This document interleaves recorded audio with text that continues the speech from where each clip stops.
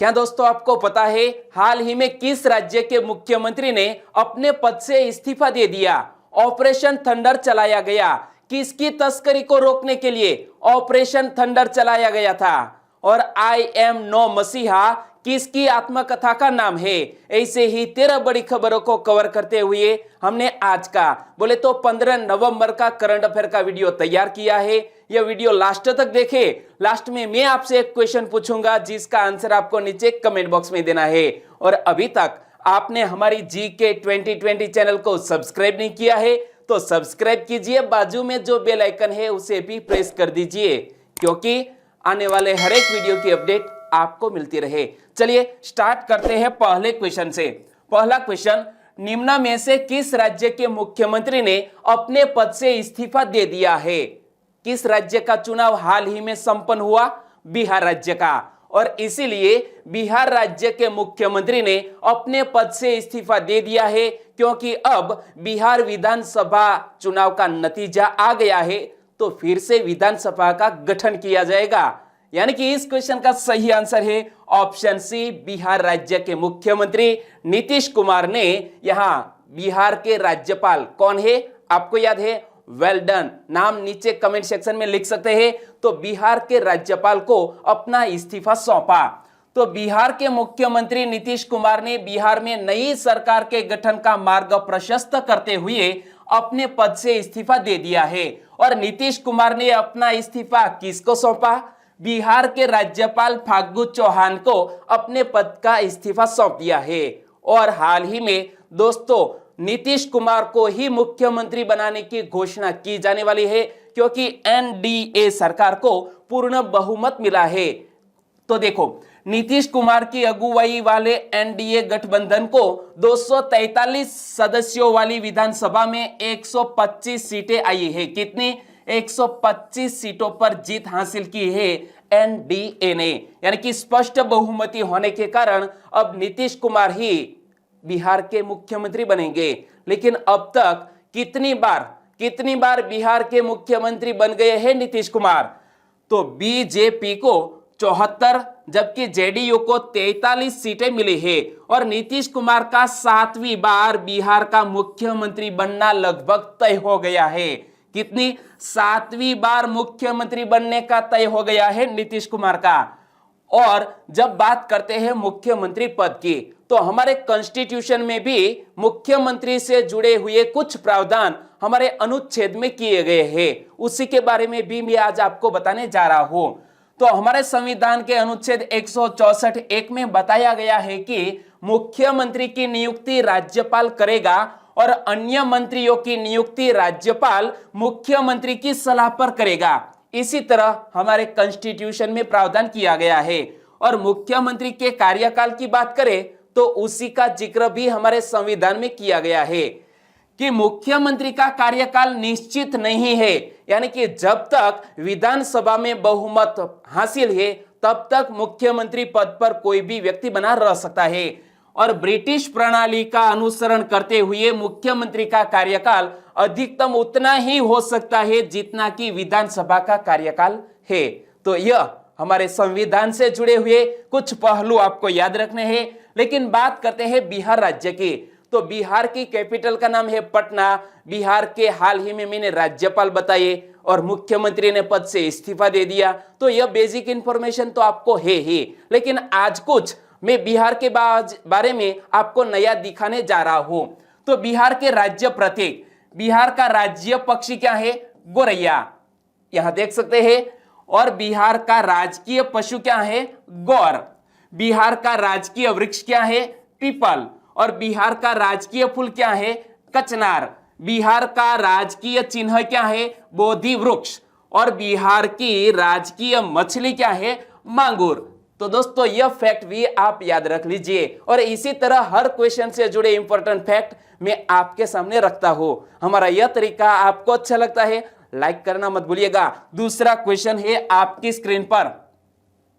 भारत के सीमा शुल्क विभाग ने 18 टन लाल चंदन की लकड़ी को पकड़ने के लिए कौन सा अभियान चलाया? दोस्तों लाल चंदन की तस्करी हो रही थी और इसे संयुक्त अरब अमीरात में भेजा जाने वाला था। कितना? 18 टन लाल चंदन, जिसको हाल ही में पकड़ा गया है। और इसके लिए एक ऑपरेशन चलाया गया जिसका नाम था ऑपरेशन थंडर। यानी कि इस क्वेश्चन का सही आंसर है ऑप्शन बी, ऑपरेशन थंडर के तहत यह जो लाल चंदन की लकड़ी है इसे जब्त कर लिया गया है। तो ऑपरेशन थंडर के तहत भारत के सीमा शुल्क विभाग ने 18 टन लाल चंदन की लकड़ी को पकड़ा है जो संयुक्त अरब अमीरात को भेजी जाने वाली थी। और राजस्व आसूचना निदेशालय की टीम ने कनकपुरा कंटेनर डिपो से 18 बॉक्स में 14,500 किलो लाल चंदन की लकड़ियां जब्त की है और इनकी भारतीय बाजार में 6.5 करोड़ रुपए और अंतरराष्ट्रीय बाजार में इसकी कीमत कितनी है? 14 करोड़ रुपए की कीमत का यह चंदन हाल ही में पकड़ा गया है ऑपरेशन थंडर नामक एक अभियान के तहत। और देश में जब चंदन की बात करते हैं तो हमारे देश में किन किन राज्यों में चंदन की सबसे ज्यादा पैदावार होती है, उत्पादन होता है? तो देश में चंदन की खेती के मुख्य राज्य केरल एवं कर्नाटक है और चंदन के वृक्ष औसतन 8 से 12 सालों में तैयार हो जाते हैं। और मंदिरों और घरों में पूजा स्थलों में चंदन की सबसे अधिक आवश्यकता रहती है और चंदन में एक औषधीय गुण भी है, इसके लिए इसका अधिकतर उपयोग किया जाता है। तीसरा क्वेश्चन, आई एम नो मसीहा किसकी आत्मकथा का नाम है? आई एम नो मसीहा हमारे एक भारत के जाने माने बॉलीवुड एक्टर जिसका नाम है सोनू सूद। रामैया वस्तावैया नामक फिल्म में आपने देखा होगा भाई के किरदार में सोनू सूद, और सोनू सूद की आत्मकथा का नाम है आई एम नो मसीहा। यानी कि इस क्वेश्चन का सही आंसर है ऑप्शन सोनू सूद। तो सोनू सूद एक अभिनेता, फिल्म निर्माता और समाज सेवी भी है। सोनू सूद ने आई एम नो मसीहा शीर्षक से अपनी आत्मकथा बहुत जल्द जारी किए जाने की घोषणा की है। और सोनू सूद के बारे में मैंने एक बहुत ही अच्छा किस्सा सुना था, क्योंकि उन्होंने फेसबुक पर या तो कोई और सोशल मीडिया पर एक पोस्ट उन्होंने देखा कि 2 बेटियां और एक उनके पिता जो हाथ से खींचकर हल चला रहे थे। तो सोनू सूद ने यह देखा और उनके पिता के लिए एक नया ट्रैक्टर भेजवा दिया। तो दोस्तों इसी तरह के उम्दा व्यक्तित्व वाले सोनू सूद, जिसकी आत्मकथा का नाम है आई एम नो मसीहा, यहाँ इमेज में देख सकते हैं। और इसकी सहलेखिका कौन है? मीना अय्यर। कौन? मीना अय्यर। तो इस पुस्तक का सहलेखन किसके द्वारा किया गया है? मीना अय्यर के द्वारा। और इस पुस्तक में कोविड-19 महामारी के दौरान सोनू सूद को प्राप्त अनुभवों को साझा किया है। और यह पुस्तक किसके द्वारा प्रकाशित की गई है? पेंगुइन रैंडम हाउस इंडिया के द्वारा। Penguin random house India private limited के द्वारा इस पुस्तक को प्रकाशित किया गया है। चौथा क्वेश्चन, भारत का पहला चंदन संग्रहालय कहां खोला गया? भारत देश का पहला चंदन संग्रहालय कहां खोला गया? दोस्तों चंदन तस्करी की तो बात देख ली, ऑपरेशन थंडर, लेकिन चंदन का पहला संग्रहालय खोला गया है कर्नाटक में। और कर्नाटक में ही चंदन के सबसे अधिक पेड़ भी है। यानी कि इस क्वेश्चन का सही आंसर है ऑप्शन बी, कर्नाटक। और कर्नाटक के किस शहर में यह चंदन संग्रहालय खोला गया है? मैसूर में। तो एक और क्वेश्चन बन सकता है कि कर्नाटक के किस शहर में भारत का पहला चंदन संग्रहालय खोला गया है? मैसूर में। और यह संग्रहालय मैसूर के अशोकपुरम स्थित अरण्य भवन में स्थापित किया गया है। यहां आप इमेज में देख सकते हैं, जिसका हाल ही में ओपनिंग किया गया। और चंदन संग्रहालय का उद्देश्य क्या है? चंदन की खेती के महत्व के बारे में किसानों को शिक्षित करना। यानी कि किसानों को शिक्षित करने के लिए यह संग्रहालय खोला गया है मैसूर में। और बात करते हैं मैसूर की, तो मैसूर से जुड़ा हुआ एक और क्वेश्चन कुछ दिन पहले ही सुर्खियों में था। विश्व प्रसिद्ध 10 दिवसीय दशहरा उत्सव निम्न में से किस शहर में हर्षोल्लास के साथ मनाया जाता है? तो मैसूर में। मैसूर में यह दशहरा का उत्सव बड़े ही धूमधाम से मनाया जाता है। विदेशी पर्यटक भी यह उत्सव देखने को आते हैं।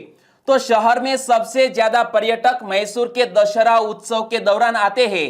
और मैसूर के टाइगर के रूप में किसे जाना जाता है? टीपू सुल्तान को मैसूर का बाघ कहा जाता है।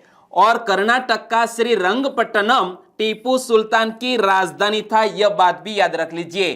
क्या? रंगपट्टनम। और कर्नाटक की बात करें तो कर्नाटक के मुख्यमंत्री है BS येदियुरप्पा, कर्नाटक के राज्यपाल है वजुभाई वाला और कर्नाटक की कैपिटल का नाम है बेंगलुरु। तो यह फैक्ट तो पता ही है, लेकिन आज कुछ नया सीख ले। कर्नाटक राज्य में 5 राष्ट्रीय पार्क और 23 वन्यजीव अभयारण्य स्थित है। और कर्नाटक का राज्य का सबसे ऊंचा पर्वत जिसका नाम क्या है? मलयानगिरी पहाड़। और कर्नाटक में भारत में सबसे ऊंचा जलप्रपात भी स्थित है। कहां पर? कर्नाटक में, जिसका नाम है जोग प्रपात। और दोस्तों यह शरावती नदी जो गिरती है इनके कारण यह जलप्रपात बनता है जिसका नाम है जोग प्रपात और यह भारत का सबसे ऊंचा जलप्रपात है। और कर्नाटक का राज्य पक्षी है भारतीय रोलर। और कर्नाटक का राज्य फूल है कमल, कर्नाटक का राज्य पेड़ है चंदन और कर्नाटक का राज्य पशु है भारतीय हाथी। 5वां क्वेश्चन, स्वर्ण जयंती फेलोशिप योजना के तहत भारत सरकार द्वारा कितने रुपये प्रति माह की फेलोशिप 5 वर्ष तक प्रदान की जाती है? दोस्तों हाल ही में इसके 21 ऐसे हमारे भारत के जाने माने साइंटिस्ट को यह स्वर्ण जयंती फेलोशिप पुरस्कार प्रदान किए गए। और इस फेलोशिप के तहत 5 साल तक के लिए दोस्तों प्रति माह 25,000 रुपये, कितने? 25,000 रुपये प्रदान किए जाते हैं। यानी कि इस क्वेश्चन का सही आंसर है ऑप्शन डी, 25,000 रुपये। और हाल ही में इस योजना को लेकर क्या नई बात सामने आई? तो हाल ही में 21 वैज्ञानिकों का चयन स्वर्ण जयंती फेलोशिप के लिए किया गया है। कितने? 21 वैज्ञानिकों का चयन यह स्वर्ण जयंती फेलोशिप के लिए किया गया है। और स्वर्ण जयंती फेलोशिप योजना को सरकार द्वारा भारत की स्वतंत्रता के 50वें वर्ष के उपलक्ष्य में शुरू किया गया था। यानी कि हमारे आजादी के 50 साल पूर्ण होने पर यह स्वर्ण जयंती फेलोशिप योजना को शुरू किया गया है। और योजना संबंधी प्रावधान की बात करें तो योजना के तहत चयनित वैज्ञानिकों को विज्ञान और प्रौद्योगिकी विभाग भारत सरकार द्वारा 25,000 रुपये प्रति माह की फेलोशिप 5 वर्ष तक प्रदान की जाती है। कितने साल तक? 5 साल तक। और इसके तहत 5 वर्षों के लिए 5 लाख रुपए का अनुसंधान अनुदान भी प्रदान किया जाता है, क्योंकि साइंटिस्ट है वो कुछ नई खोज कर सके, इसीलिए 5 लाख रुपए का अनुसंधान अनुदान भी प्रदान किया जाता है। 6वां क्वेश्चन, हाल ही में ट्री फ्रॉग की एक नई जीनस की खोज कहां की गई? ट्री फ्रॉग की एक नई जीनस की खोज हाल ही में की गई है अंडमान द्वीप पर। यानी कि इस क्वेश्चन का सही आंसर है ऑप्शन डी, अंडमान पर एक ट्री फ्रॉग की नई जीनस की खोज की गई है।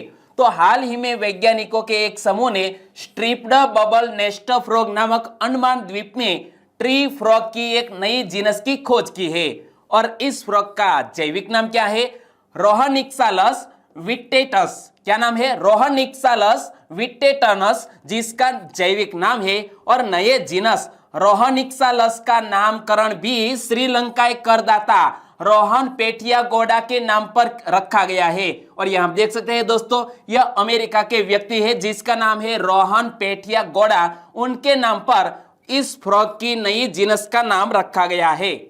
7वां क्वेश्चन, हाल ही में फ्लाई ऐश से जियोपॉलीमर एग्रीगेट को सफलतापूर्वक किसने विकसित किया है?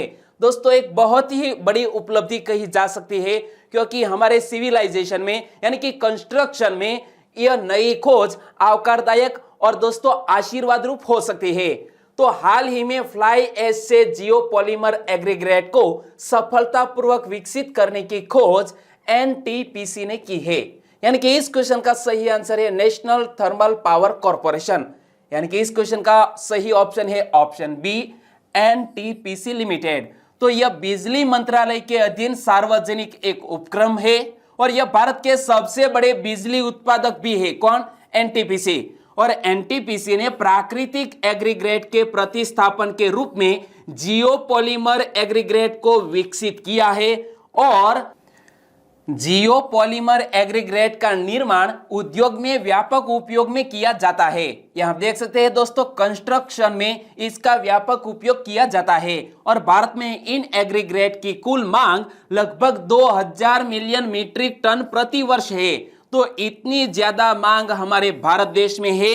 और फ्लाई ऐश पर्यावरण के अनुकूल एक सामग्री है, यहां आप देख सकते हैं फ्लाई ऐश, और ये एग्रीगेट पर्यावरण के अत्यंत अनुकूल है और इसमें कंक्रीट में मिश्रण के लिए किसी भी सीमेंट की आवश्यकता नहीं होती है। दोस्तों, यहां किसी भी प्रकार की सीमेंट की आवश्यकता इसे बनाने में नहीं जरूर पड़ती। ओके, और जब बात करते हैं एनटीपीसी की, तो एनटीपीसी से जुड़ा हुआ एक और क्वेश्चन कुछ दिन पहले ही सुर्खियों में था। 7 नवंबर को किसने अपना 45वां स्थापना दिवस मनाया? एनटीपीसी ने अपना 45वां स्थापना दिवस मनाया 7 नवंबर को, क्योंकि एनटीपीसी की स्थापना 7 नवंबर 1975 को हुई और एनटीपीसी का हेडक्वार्टर नई दिल्ली में स्थित है। इसके वर्तमान अध्यक्ष एवं मैनेजिंग डायरेक्टर कौन है? गुरदीप सिंह। इमेज में आप देख सकते हैं गुरदीप सिंह को। 8वां क्वेश्चन, हाल ही में जेरी रॉलिंग्स का निधन हो गया, वे किस देश के पूर्व राष्ट्रपति थे? इमेज में देख सकते हैं जेरी रॉलिंग्स, जिसका हाल ही में निधन हो गया, वो घाना देश के पूर्व राष्ट्रपति थे। यानी कि इस क्वेश्चन का सही आंसर है घाना देश। तो जेरी रॉलिंग्स की बात करें तो वे घाना के पूर्व राष्ट्रपति थे। 1979 और 1981 में जेरी रॉलिंग्स ने सैन्य तख्तापलट में 2 बार सत्ता पर कब्जा किया था और हाल ही में 73 वर्ष की आयु में अक्रा में उनकी मृत्यु हो गई है। यानी कि घाना देश के पूर्व राष्ट्रपति थे यह जेरी रॉलिंग्स। और यहां जब बात करते हैं घाना देश के, तो घाना से जुड़ा हुआ एक और क्वेश्चन सुर्खियों में था कि central bank of the year award 2020 किसने जीता? बैंक ऑफ घाना ने। बैंक ऑफ घाना ने दोस्तों यह 2020 का central bank of the year का अवार्ड जीत लिया है। और घाना के इस बैंक की स्थापना कब हुई? 1957 में। और घाना की बात करें तो घाना की जो बैंक है इसके गवर्नर कौन है? अर्नेस्ट क्वामिना एडू एडिसन, जो यहां आप देख सकते हैं। और घाना के बैंक ऑफ घाना का हेडक्वार्टर कहां पर स्थित है? घाना की कैपिटल अक्रा में। और बैंक ऑफ घाना की स्थापना कब हुई? 1957 में। और घाना की करेंसी है घानियन सेडी। और घाना के राष्ट्रपति कौन है वर्तमान में? नाना अकुफो एडो। क्या नाम है? नाना अकुफो एडो घाना के वर्तमान राष्ट्रपति है। ओके, 9वां क्वेश्चन, किसकी रिपोर्ट के अनुसार दुनिया भर में कोरोना वायरस से लड़ाई में 10 खरब डॉलर से ज्यादा खर्च हो चुका है? दोस्तों, एक बहुत ही बड़ी रिपोर्ट सामने आई है। इसमें कहा गया है कि कोरोना वायरस से लड़ाई में दुनिया भर में 10 खरब डॉलर से ज्यादा खर्च हो चुका है। और यह हमारे एक इंटरनेशनल IMF यानी कि इंटरनेशनल मॉनिटरी फंड के एक रिपोर्ट में यह बात सामने आई है। और IMF की वर्तमान प्रबंध निदेशक कौन है? Kristalina Georgieva. तो अंतरराष्ट्रीय मुद्रा कोष की प्रबंध निदेशक क्रिस्टालिना जॉर्जीवा, उन्होंने यह रिपोर्ट की बात सामने कही है। और दुनिया भर में कोरोना वायरस से लड़ाई में 10 खरब डॉलर से ज्यादा खर्च हो चुका है। दुनिया भर में कोरोना से अमेरिका सबसे अधिक प्रभावित देश भी रहा है। और बात करते हैं IMF की, तो IMF बोले तो इंटरनेशनल मॉनिटरी फंड, जिसका हेडक्वार्टर अमेरिका के वॉशिंगटन DC में स्थित है। IMF की स्थापना 27 दिसंबर 1945 को हुई। और IMF में कुल सदस्य कंट्री कितने हैं? 189। और IMF एक अंतरराष्ट्रीय संस्था है जो अपने सदस्य देशों की वैश्विक आर्थिक स्थिति पर नजर रखने का काम करती है। और दोस्तों, यहां IMF के जो सदस्य कंट्री है इसमें कोई बढ़ोतरी हुई है? यदि हां तो कौन सा देश, वो भी आप नीचे कमेंट सेक्शन में लिख सकते हैं। और IMF की वर्तमान हेड है क्रिस्टालिना जॉर्जीवा। 10वां क्वेश्चन, अपने सभी अधिकारियों और कर्मचारियों को 10,000 रुपये त्योहार अग्रिम के रूप में देने की घोषणा किसने की है? दोस्तों, दीपावली का त्योहार है और इस अवसर पर एक राज्य के सभी कर्मचारियों को इस तरह के 10,000 रुपये त्योहार अग्रिम के रूप में देने की घोषणा की है, और वो भी बिना ब्याज के। और यह घोषणा की है गुजरात राज्य की सरकार ने। इसलिए इस क्वेश्चन का सही आंसर है ऑप्शन सी, गुजरात सरकार। तो गुजरात के सरकारी विज्ञप्ति के अनुसार इस अग्रिम राशि पर कोई ब्याज नहीं लिया जाएगा और दिवाली के अवसर पर राज्य सरकार के करीब 5 लाख कर्मचारियों को इसका फायदा मिलेगा और राज्य सरकार अग्रिम राशि की वसूली 10 बराबर किस्तों में बिना कोई ब्याज के करेगी। तो इसी तरह की घोषणा की है कर्मचारियों के लिए, अपने अधिकारियों के लिए गुजरात राज्य की सरकार ने। और बात करते हैं गुजरात की, तो गुजरात के बारे में आपको पता है कि गुजरात के मुख्यमंत्री है विजयभाई रूपाणी, गुजरात के राज्यपाल है आचार्य देवव्रत और गुजरात की कैपिटल का नाम है गांधीनगर, जिसे ग्रीन सिटी भी कहते हैं। लेकिन आज कुछ नया सीख ले तो गुजरात के अहमदाबाद को भारत का मैनचेस्टर भी कहा जाता है, क्योंकि यहाँ कापड़ का सबसे अधिक उत्पादन होता है और इसी राज्य में भारत का सबसे लंबा समुद्री तट भी है, तकरीबन 1600 किलोमीटर। भारत का पहला ई कोर्ट अहमदाबाद में स्थापित किया गया था। तो गुजरात को पश्चिम का गहना नाम से भी जाना जाता है। क्या पश्चिम का गहना भी गुजरात राज्य को कहा जाता है? 11वां क्वेश्चन, कार्यवाहक अमेरिकी रक्षा सचिव के नए चीफ ऑफ स्टाफ कौन होंगे? दोस्तों, हमारे भारतीय मूल के एक अमेरिकी नागरिक वो अब अमेरिकी रक्षा सचिव के नए चीफ ऑफ स्टाफ होंगे, जिसका नाम है काश पटेल। यानी कि इस क्वेश्चन का सही आंसर है ऑप्शन डी, काश पटेल। इमेज में आप देख सकते हैं काश पटेल को, तो जिसका पूरा नाम है कश्यप प्रमोद पटेल। कश्यप प्रमोद पटेल, जिन्हें काश पटेल के नाम से भी जाना जाता है, और भारतीय अमेरिकी काश पटेल को कार्यवाहक अमेरिकी रक्षा सचिव क्रिस मिलर का नया चीफ ऑफ स्टाफ चुना गया है। वह मौजूदा chief of staff Jen Stewart, कौन? जेन स्टीवर्ट की जगह लेंगे, जिन्होंने एक दिन पहले ही अपना इस्तीफा दे दिया था, जिसका स्थान लेंगे काश पटेल, भारतीय मूल के एक अमेरिकी। तो दोस्तों, अमेरिकी चुनाव में भी एक अहम रोल अदा किया है हमारे भारतीय मूल की अमेरिकी महिला, जो उपराष्ट्रपति पद पर होने वाली है। तो दोस्तों, इसका नाम आपको पता है? नीचे कमेंट सेक्शन में लिखिए। मैंने आपको बताया था, जब अमेरिकी चुनाव से जुड़ा हुआ एक यूनिक वीडियो मैंने बनाया था, उसमें मैंने आपको डिटेल में बताया था। आपने नहीं देखा है तो देख लीजिएगा। अमेरिका इलेक्शन से जुड़ा हुआ एक यूनिक वीडियो हमारे चैनल पर अवेलेबल है। 12वां क्वेश्चन, माझी भीत बुक के लेखक कौन है? दोस्तों, एक पुस्तक जिसको हाल ही में लॉन्च किया गया है, माझी भीत, और जिसके लेखक का नाम है राजेंद्र दर्डा। यानी कि इस क्वेश्चन का सही आंसर है ऑप्शन ए, राजेंद्र दर्डा। और राजेंद्र दर्डा की यह माझी भीत नामक किताब को लॉन्च किया है महाराष्ट्र एवं गोवा के राज्यपाल भगत सिंह कोश्यारी ने।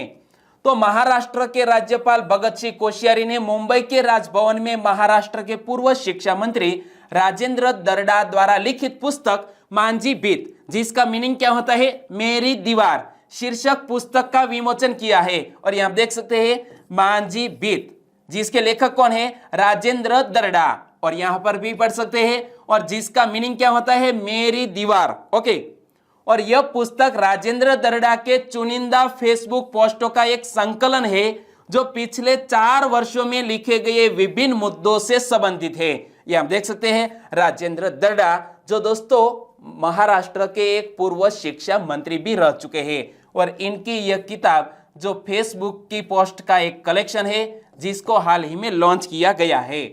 13वां क्वेश्चन, छोटे कारोबारियों के लिए पे आउट लिंक्स किसने लॉन्च किया? पे आउट लिंक्स लॉन्च किया है पेटीएम ने। यानी कि इस क्वेश्चन का सही आंसर है ऑप्शन बी, पेटीएम ने दोस्तों छोटे कारोबारियों के लिए यह पे आउट लिंक्स लॉन्च किया है। तो पेटीएम ने कारोबारियों के लिए पे आउट लिंक्स लॉन्च की है, जो उन्हें ग्राहकों, कर्मचारियों और विक्रेताओं को तुरंत भुगतान करने में सक्षम बनाएगा, और वो भी बिना उनसे बैंक की जानकारी लिए। और इसका उद्देश्य गेमिंग, ई कॉमर्स जैसे क्षेत्रों में छोटे कारोबारियों की मदद करना है। और इसे लॉन्च किसने किया है? पेटीएम ने। तो पेटीएम पेमेंट्स बैंक लिमिटेड के बारे में भी आप जान लीजिए, जिसके वर्तमान एमडी एंड सीईओ कौन है? सतीश कुमार गुप्ता। और पेटीएम के संस्थापक कौन है? विजय शेखर शर्मा। पेटीएम का हेडक्वार्टर उत्तर प्रदेश के नोएडा में स्थित है, और पेटीएम की स्थापना अगस्त 2010 में हुई है। ओके। और दोस्तों, अब बात करते हैं लास्ट वीडियो के क्वेश्चन की। लास्ट वीडियो में मैंने आपसे क्वेश्चन पूछा था, हाल ही में सुर्खियों में रहा विवादित क्षेत्र नागोर्नो काराबाख किस दो देशों के बीच संघर्ष का प्रमुख कारण है? तो यह नागोर्नो काराबाख जो एक विवादित क्षेत्र है वो आर्मेनिया और अजरबैजान इन दो देशों के बीच संघर्ष का प्रमुख कारण है। यानी कि इस क्वेश्चन का सही आंसर था आर्मेनिया और अजरबैजान। और लगभग सभी दोस्तों ने इस क्वेश्चन का सही आंसर दिया है। उनमें से कुछ सब्सक्राइबर फ्रेंड के नाम लेना मैं चाहूंगा। उनमें से एक है खुशी शर्मा। उन्होंने दोस्तों फौजी भाइयों के लिए दीपावली की शुभकामनाएं भेजी है। बहुत ही अच्छी बात है क्योंकि वो हमारे देश की सुरक्षा करते हैं, तो हम इस तरह के त्योहार बिंदास मना सकते हैं। तो खुशी शर्मा को बहुत बहुत धन्यवाद। हेतल भेतारिया, उन्होंने भी आर्मेनिया अजरबैजान, बिल्कुल सही आंसर। रेखा नीनामा ने इसके बारे में डिटेल में बताया। आशीष राउत, उन्होंने भी अजरबैजान एंड आर्मेनिया।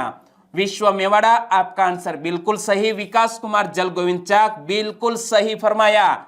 और ठाकुर विकी फ्रॉम गुजरात के भीमपुर से है और पिछले 2 दिनों से हमारे साथ जुड़ चुके हैं, तो आपका भी हमारे चैनल में स्वागत है। सर्जना पटेल, उन्होंने भी हैप्पी दिवाली लिखा और आंसर सी सही बताया। आर के दबंग फ्रॉम राजस्थान अलवर के बसाई बलान से है, उन्होंने भी इस क्वेश्चन का सही आंसर दिया है। राठौड़ भावना, आपका आंसर बिल्कुल सही। परेश लादवा फ्रॉम भावनगर से है और उन्होंने भी इस क्वेश्चन का सही आंसर दिया।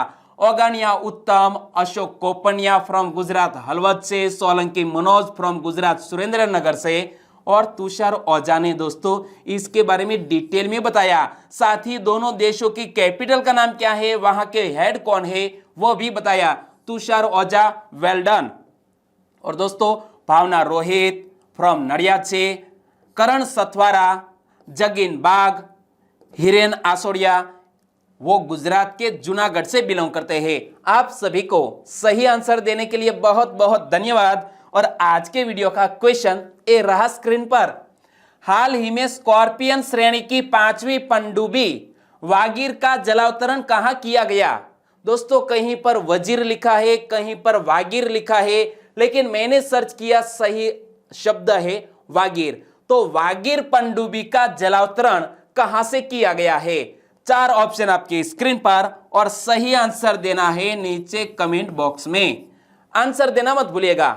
और वाकई में वीडियो अच्छा लगा है, हेल्पफुल लगा है तो वीडियो को लाइक कीजिए और आपके दोस्तों को फेसबुक, व्हाट्सएप या टेलीग्राम के जरिए इस वीडियो की लिंक शेयर कीजिए क्योंकि वो भी इस वीडियो का आनंद उठा सके। बस छोटी सी उम्मीद के साथ आज का वीडियो यहीं खत्म करते हैं। फिर मिलेंगे नए करंट अफेयर्स के साथ। तब तक के लिए टेक केयर एंड जय हिंद।